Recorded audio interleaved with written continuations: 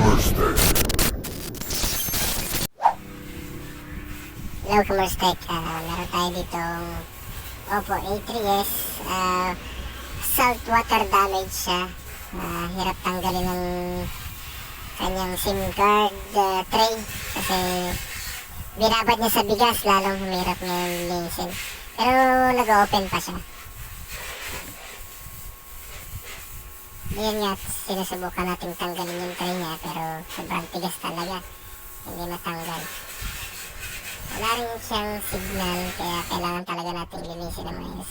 At ayan, makikita ninyo yung nag-aasin-asin na yan. Nag-mix na kasi yung alikabok ng bigas at yung salt water. So isasalang natin siya sa ultrasonic cleaner. Lulutuin natin dyan yan para matanggal lahat ng dumi na posibleng mag-cause ng ibang sira ng kanyang board. Makikita nyo habang niluluto siya, yan, matanggal yung kanyang mga dumi-dumi. Ang natitira na lang yung kanyang sunog dun sa mga takip. So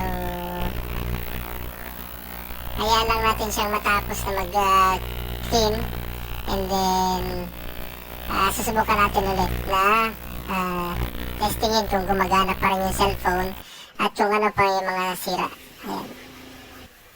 Gumagana pa naman yung cellphone at tinignan natin kung ano pang mga sira. Ayan.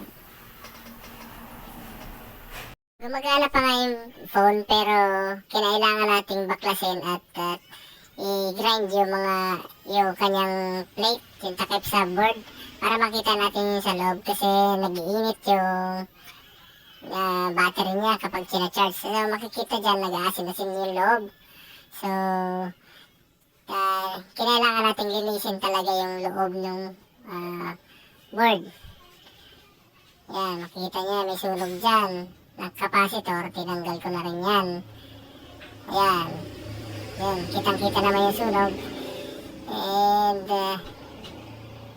ayan, nandyan yung mga nag-aasin-asin dyan. So, tinanggal din natin yan. At ito na, at okay na yung phone niya. May signal na. Okay, salamat sa nagpagawa. Bye-bye!